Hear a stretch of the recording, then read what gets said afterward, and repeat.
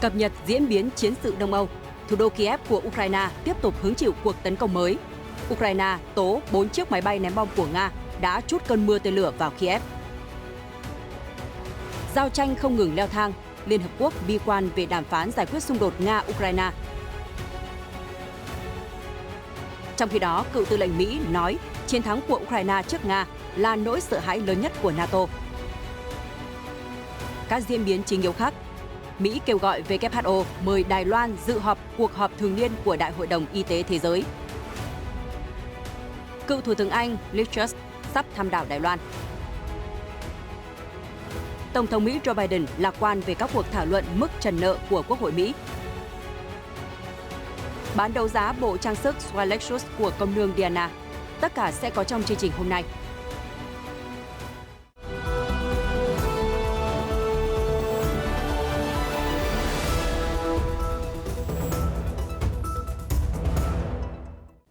Chào mừng quý vị quay trở lại với chương trình Thế giới hôm nay.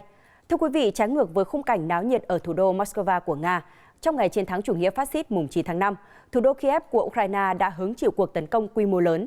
Chính quyền quân sự địa phương cho biết Nga đã trút cơn mưa tên lửa vào thành phố. Người đứng đầu cơ quan quản lý quân sự Kiev, ông Sergei Popko, trong một bài đăng trên Telegram cho biết, rạng sáng ngày mùng 9 tháng 5, 4 máy bay ném bom chiến lược Tu-95 của Nga đã phóng khoảng 15 tên lửa hành trình KH-101 từ khu vực biển Caspian. Theo vị chỉ huy, đợt không kích quy mô lớn này diễn ra sau một cuộc tấn công bằng máy bay không người lái của Nga vào một ngày trước đó, với số máy bay không người lái kỷ lục được triển khai nhằm xác định vị trí và làm cạn kiệt hệ thống phòng không của thủ đô. Ông Popko nói thêm, tất cả tên lửa của Nga đã bị bắn hạ và đây là lần thứ 5 thủ đô Kiev trở thành mục tiêu tấn công trong tháng này. Thị trưởng thủ đô Kiev, ông Vitaly Klitschko, trong một bài đăng trên Telegram vào cùng ngày cho biết, một số mảnh vỡ tên lửa đã rơi xuống một tòa nhà dân cư ở phía tây nam thành phố, nhưng không gây thương vong hay thiệt hại đáng kể nào. Bộ Quốc phòng Nga chưa đưa ra bình luận nào về vụ tấn công trên. Trong khi đó, ông Mikhail Podolyak, cố vấn Tổng thống Ukraine, tiếp tục đưa ra những bình luận đáng chú ý về cuộc phản công sắp tới của Ukraine. Vị quan chức này nói xung đột Nga-Ukraine không phải là một bộ phim Hollywood và mọi người không nên kỳ vọng cuộc phản công tới đây của Ukraine sẽ là bước ngoặt của cuộc chiến. Trong bài phát biểu hôm 9 tháng 5, ông Podolyak nói nếu cuộc phản công sắp tới sẽ khiến Nga sụp đổ hoặc ngược lại là gây bất lợi cho Ukraine, thì có lẽ chỉ có trong phim Hollywood, mọi thứ không xảy ra như vậy. Vị cố vấn giải thích, cuộc phản công sẽ bao gồm nhiều hoạt động quân sự khác nhau. Một số có thể thành công, trong khi số khác lại không như vậy. Nhận xét của ông Podolyak tương tự như những phát biểu mà nhiều quan chức Ukraine và phương Tây đưa ra gần đây. Họ kêu gọi mọi người không nên kỳ vọng quá cao vào cuộc phản công của Ukraine.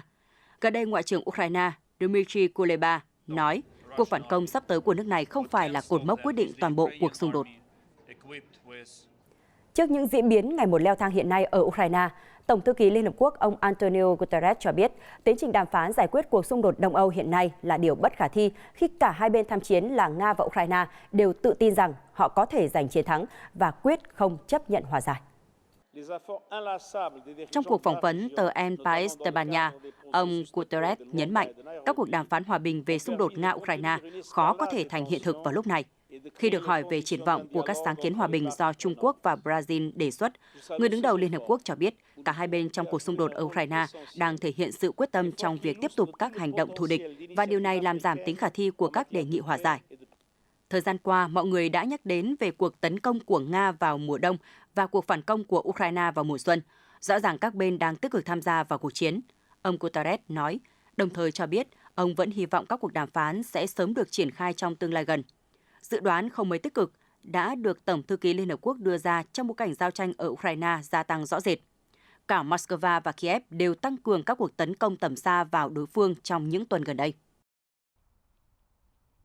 Mới đây, ông Philip Breedlove, một tướng không quân Mỹ đã nghỉ hưu và từng là tư lệnh tối cao của lực lượng đồng minh NATO tại châu Âu, đã khẳng định rằng chiến thắng của Ukraine là nỗi sợ lớn nhất của Liên minh quân sự. Trong buổi phỏng vấn với đài ABC, ông Breedlove cho biết nỗi sợ hãi này bắt nguồn từ việc Nga không bao giờ chấp nhận thất bại ở Ukraine. Theo ông, phương Tây rất lo sợ leo thang hạt nhân và chiến tranh lan rộng toàn châu Âu.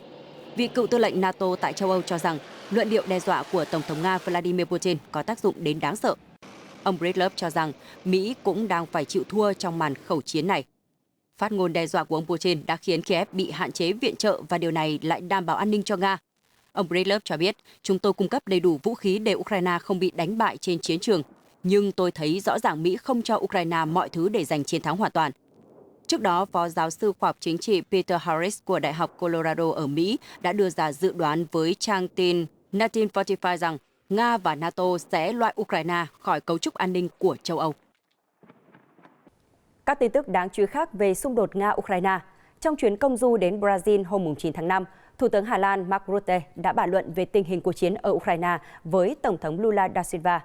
Ông Rutte khẳng định không nên có bất kỳ sự nhượng bộ nào ảnh hưởng đến chủ quyền của Ukraine. Trước đó, ông Lula đã kêu gọi thành lập một nhóm các quốc gia có thể làm trung gian cho các cuộc đàm phán hòa bình để chấm dứt xung đột tại Đông Âu. Ông Lula cũng đề xuất về việc Nga và Ukraine nên có những nhượng bộ nhất định. Tuy nhiên, trong chuyến công du 3 ngày tại Brazil, Thủ tướng Rutte đã đề cao quan điểm của châu Âu là phải bảo vệ Ukraine trước sự tấn công của Nga. Trong buổi họp báo bên lề, ông Rutte phát biểu rằng Hà Lan sẽ hỗ trợ Ukraine miễn là còn cần thiết. Các nhà lãnh đạo Brazil cho rằng cần phải đàm phán hòa bình để ngăn chặn giao tranh tiếp diễn. Họ cũng lưu ý rằng Brazil đã bỏ phiếu cho nghị quyết của Liên Hợp Quốc về việc lên án chiến dịch quân sự của Nga tại Ukraine.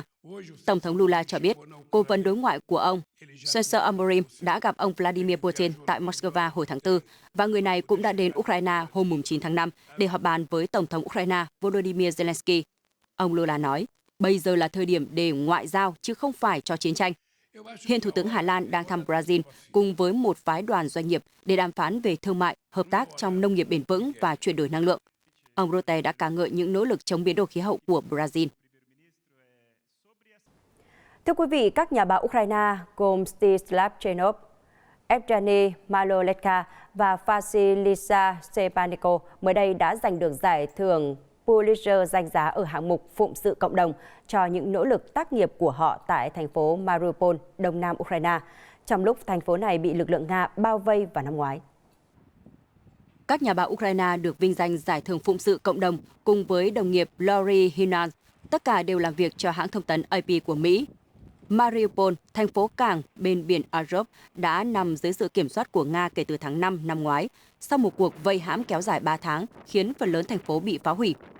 3 nhà báo Ukraine, Chenov, Maloletka và Stepanenko cùng đồng nghiệp Hinan đã tác nghiệp ở Mariupol kể từ khi xung đột nổ ra. Trong thời gian giao tranh, họ bám trụ lại Mariupol và liên tục đưa tin về những diễn biến xảy ra bên trong thành phố.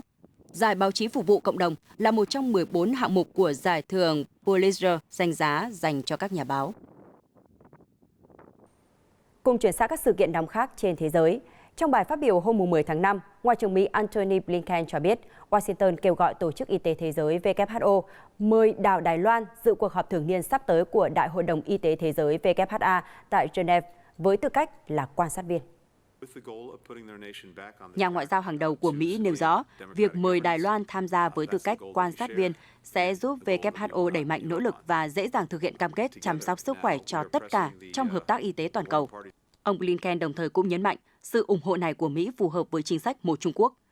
Trong một tuyên bố vào cùng ngày, Cơ quan Quản lý Vấn đề Ngoại giao của đảo Đài Loan cảm ơn Mỹ vì nỗ lực trên, đồng thời nhấn mạnh việc tiếp tục loại trừ hòn đảo khỏi các diễn đàn của WHO và WHA sẽ gây tổn hại cho hợp tác y tế toàn cầu. Cuộc họp thường niên của WHA dự kiến diễn ra từ ngày 21 đến 30 tháng 5. Trước đây, Đài Loan cũng từng dự cuộc họp của WHA với tư cách quan sát viên từ năm 2009 đến năm 2016. Tuy nhiên, với tư cách này của hòn đảo đã bị loại trừ trước sức ép của Trung Quốc sau khi bà Thái Anh Văn trở thành lãnh đạo Đài Loan. Bắc Kinh luôn phản đối việc cho phép Đài Loan tham dự hội nghị, trừ khi hòn đảo chấp nhận là một phần của Trung Quốc. Cựu Thủ tướng Anh Liz Truss sẽ đến thăm Đài Loan và gặp các quan chức cấp cao của chính quyền hòn đảo vào tuần tới. Thông tin được Reuters trích dẫn thông báo từ văn phòng của bà Liz Truss hôm 9 tháng 5. Bà Liz Truss nhậm chức Thủ tướng Anh vào tháng 9 năm ngoái, nhưng buộc phải từ chức chưa đầy 2 tháng sau đó, khi các chính sách kinh tế của bà gây ra tình trạng hỗn loạn cho thị trường trong nước. Kể từ khi rời nhiệm sở, bà Truss luôn thể hiện lập trường cứng rắn đối với Trung Quốc. Theo kế hoạch, bà sẽ có bài diễn thuyết trong chuyến thăm Đài Loan vào ngày 17 tháng 5 tới. Nhiệm kỳ của bà Truss tuy ngắn, nhưng đã phần nào khiến mối quan hệ London-Bắc Kinh tiếp tục xuống dốc. Trong khi đó, người kế nhiệm bà, ông Rishi Sunak thể hiện mong muốn hợp tác với Trung Quốc trong các lĩnh vực có thể, đồng thời bày tỏ sự quan ngại đối với những bất đồng giữa hai nước. Ngoại trưởng Anh James Cleverly gần đây cho biết ông đã nêu rõ quan điểm của London về các vấn đề, bao gồm Đài Loan, trong cuộc gặp với Phó Chủ tịch Trung Quốc Hàn Chính vào cuối tuần trước. Nhà ngoại giao hàng đầu Anh dự kiến sẽ có chuyến thăm Trung Quốc trong năm nay. Trung Quốc chưa bình luận về kế hoạch đến Đài Loan của cựu Thủ tướng Anh. Bắc Kinh trước đây từng lên án các chuyến thăm của giới lập pháp Anh tới Đài Loan, mô tả đây là hành vi can thiệp vào công việc nội bộ của Trung Quốc. Ở Mỹ, Tổng thống Joe Biden và các nhà lập pháp hàng đầu vừa qua đã đồng ý tiếp tục đàm phán để phá vỡ sự bế tắc trong việc nâng mức trần nợ lên 31,4 nghìn tỷ đô la, thông tin được Reuters đăng tải. Sau một tiếng đàm phán tại phòng bầu dục, ông Biden và Chủ tịch Hạ viện Kevin McCarthy đã kết luận rằng các trợ lý của hai bên sẽ thảo luận liên tục để đạt được thỏa thuận trước khi chạm đến bờ vực vỡ nợ sau ngày 1 tháng 6. Tổng thống Biden đang nỗ lực kêu gọi các nhà lập pháp tăng giới hạn vay của chính phủ liên bang mà không cần điều kiện nào. Ông McCarthy tuyên bố Hạ viện sẽ không thông qua bất kỳ thỏa thuận nào mà không cắt giảm chi tiêu để giải quyết thâm hụt ngân sách. Ông Biden, ông McCarthy cùng 3 nhà lãnh đạo Quốc hội Mỹ khác sẽ nhóm họp một lần nữa vào ngày 12 tháng 5. Ông Biden cho biết cuộc đàm phán khá hiệu quả và có thể Đảng Cộng hòa sẽ chấp nhận một số thỏa thuận, trong đó có việc xem xét thu hồi các quỹ cứu trợ COVID-19 chưa sử dụng đến để cắt giảm chi tiêu của chính phủ. Ông Biden cho rằng các đảng viên Cộng hòa nên loại trừ mối đe dọa vỡ nợ. Ông cho biết sẽ không loại trừ biện pháp cuối cùng là viện dẫn tu chính án thứ 14 của Hiến pháp Hoa Kỳ nhằm chỉ định việc tuyên bố giới hạn nợ là vi hiến. Ông Biden nói mọi người trong buổi thảo luận đều hiểu rõ rủi ro vỡ nợ. Ngược lại, ông McCarthy cho biết cuộc thảo luận vừa qua với Tổng thống Biden không đạt được tiến triển nào. Ông McCarthy nói với các phóng viên rằng, tôi không thấy bất kỳ thay đổi nào. Ông Biden vẫn không đồng ý đàm phán cho đến khi hết thời hạn. Đây không phải là một cách để điều hành. Các chuyên gia kinh tế cảnh báo rằng nếu vỡ nợ, nền kinh tế của Mỹ sẽ rơi vào suy thoái nghiêm trọng với tỷ lệ thất nghiệp tăng vọt. Tình trạng này sẽ gây bất ổn cho hệ thống tài chính toàn cầu. Hiện các nhà đầu tư đang chuẩn bị đối phó với những tác động có thể xảy ra. Cũng theo Reuters, người sáng lập và chủ sở hữu hãng truyền hình Pan African, ông Kawasi Pratt mới đây cho biết ông thiết lập kênh truyền thông này nhằm truyền tải đến thế giới câu chuyện có thật về châu Phi. Đó chính là sự bóc lột của chế độ thực dân mới tại lục địa giàu tài nguyên này. Trong một cuộc phỏng vấn hôm thứ Sáu ngày 5 tháng 5, mạng lưới truyền hình toàn cầu Trung Quốc CGTN, ông Pratt bày tỏ, chúng tôi thực sự đã cố gắng phát triển các phương tiện truyền thông nhằm kể lại câu chuyện có thật về châu Phi. Đó là câu chuyện về chế độ nô lệ, buôn bán nô lệ xuyên Đại Tây Dương. Đó là câu chuyện về chủ nghĩa thực dân cổ điển. Và hôm nay là câu chuyện về sự bóc lột của chế độ thực dân mới, chủ nghĩa thực dân trá hình. Ông cũng chỉ ra rằng một số người đã thổi phồng cơn cuồng loạn chống Trung Quốc để bôi nhọ quốc gia này. Ông cho rằng sự thật là Trung Quốc cũng đã giúp đỡ các nước châu Phi mà không có bất kỳ yêu cầu nào. Ông Pratt nói thêm, trong lịch sử của chúng tôi, chưa bao giờ có chính phủ Trung Quốc nào lật đổ một chính phủ châu Phi, cũng chưa có bất kỳ trường hợp nào trong lịch sử của chúng tôi mà sự trợ giúp của Trung Quốc dành cho châu Phi hoặc cho bất kỳ quốc gia nào khác lại phụ thuộc loại hình chính phủ của quốc gia đó. Đó chính là sự khác biệt. Ngày 9 tháng 5, các tiểu vương quốc Ả Rập Thống Nhất UAE cho rằng các quốc gia nên thống nhất loại bỏ dần khí thải nhiên liệu, chứ không phải là từ bỏ sản xuất dầu, khí đốt và than đá. Tại Hội nghị Thượng đỉnh Khí hậu của Liên Hợp Quốc COP28 sẽ diễn ra vào tháng 12 năm nay.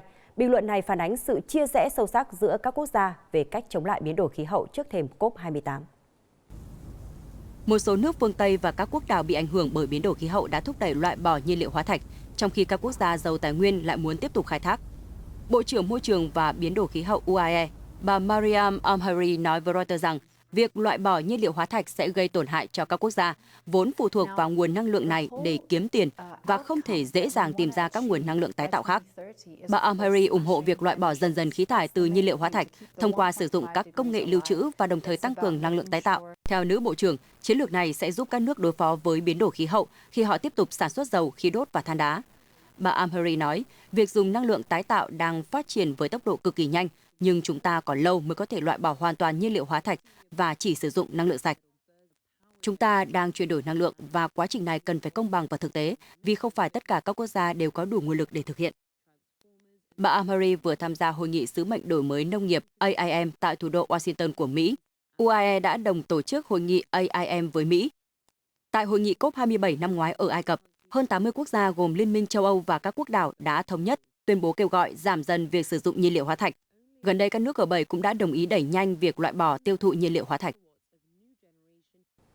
Reuters đưa tin, bộ trang sức Swan Luxury nổi tiếng của cố công nương Diana sẽ được đem ra bán đấu giá vào cuối tháng sau, với mức giá kỳ vọng là 15 triệu đô la.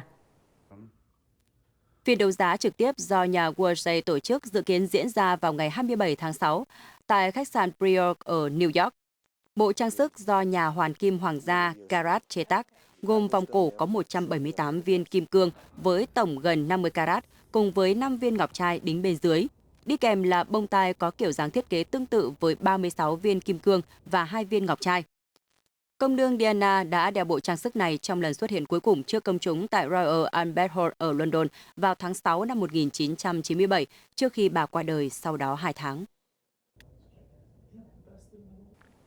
Thông tin vừa rồi đã khép lại chương trình Thế giới hôm nay của chúng tôi. Cảm ơn sự quan tâm theo dõi của quý vị. Xin kính chào và hẹn gặp lại.